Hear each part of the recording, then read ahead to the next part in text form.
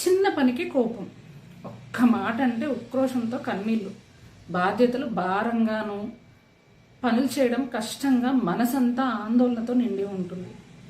చూడ్డానికి సంతోషంగా కనిపిస్తారు, కానీ మనసులో చెప్పలేని వేదన, బాధను అనుభవిస్తూ ఉంటారు.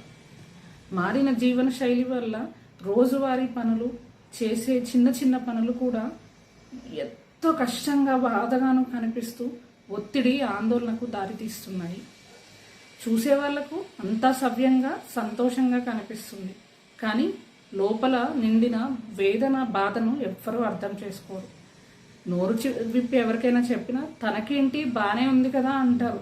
ఇంట్లో వాళ్ళకి, దగ్గరికి వాళ్ళకి చెప్తే నీకేం తక్కువైంది అంటారు. కానీ మనసులో ఉన్న బాధను ఎవ్వరూ అర్థం చేసుకోరు. ధైర్యం చేసి ఎవరికైనా చెప్పాలి అన్నా కూడా ఎవరేమంటారో, ఏమని జడ్జ్ చేస్తారో అని తనలోనే తను దాచుకొని కుంగిపోతుంటుంది.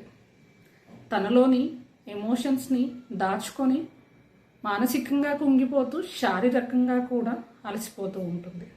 నిజంగా మీరు కూడా ఇలాగే ఫీల్ అయితే మీ ఎమోషన్స్ని, మీ ఫీలింగ్స్ని షేర్ చేసుకోవడానికి నేను రెడీగా ఉన్నాను.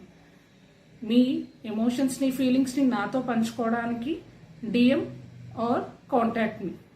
Thank you. Mamita Mallam, Emotional Strength Coach for Women. Like, share, subscribe and follow for more updates.